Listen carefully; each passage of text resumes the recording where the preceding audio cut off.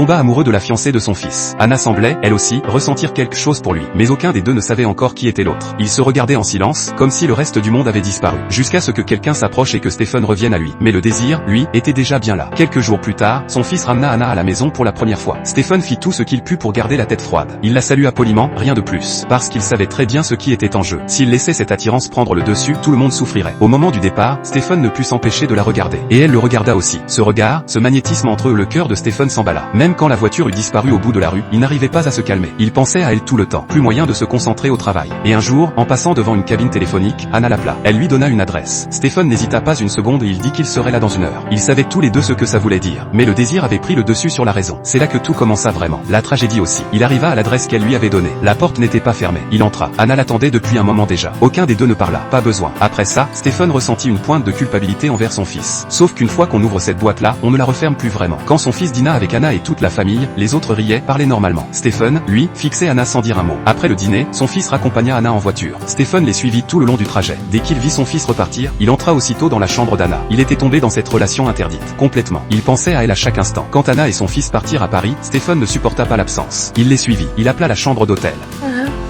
Turn left outside there and take the first street on the left. I'll be by the church. Anna vint le rejoindre à l'adresse qu'il lui donna. Mais la rencontre fut trop courte, elle devait rentrer avant que Martin se réveille. Stephen ne s'en contenta pas. Il prit une chambre dans l'hôtel d'en face. Depuis cette chambre, il pouvait voir tout ce qui se passait chez eux. Et quand il vit son fils et Anna ensemble, il essaya de faire comme si ça ne le touchait pas. Son corps, lui, ne joua pas le jeu. La douleur se transforma en crampe à l'estomac. Il se recroquevilla sur le lit, tremblant. Après cette nuit-là, il ne chercha plus à la revoir. Ce n'est qu'après leur retour en Angleterre qu'il retrouva Anna. Il voulait tout plaquer, partir avec elle. Or Anna, elle, voyait les choses plus clairement. Ce n'était qu'un coup de tête. Si Stephen faisait ça, il perdait son fils, sa femme, tout ce qu'il avait construit. Alors ils fixèrent une prochaine date, et ils continuèrent à se voir régulièrement. Et puis un jour, Martin annonça qu'il allait demander Anna en mariage. Stephen se vida, complètement. Il avait toujours imaginé qu'Anna finirait par quitter son fils. Mais qu'il la demande en mariage, ça, il ne l'avait pas vu venir. Et encore moins qu'elle accepte. Cette nuit-là, il ne ferma pas l'œil. Anna faisait les 100 pas devant leur porte. Stephen reconnut les bruits de pas. C'était son signal. Ils se glissèrent ensemble dans une chambre vide. Sauf qu'au même moment, la fille de Stephen se leva pour boire de l'eau. Elle resta là dans le couloir, à écouter ce qui venait de la chambre. Quand Stephen ressortit, elle le vit. Il lui dit qu'il discutait juste du mariage avec Anna. Visiblement, elle n'y crut pas une seconde.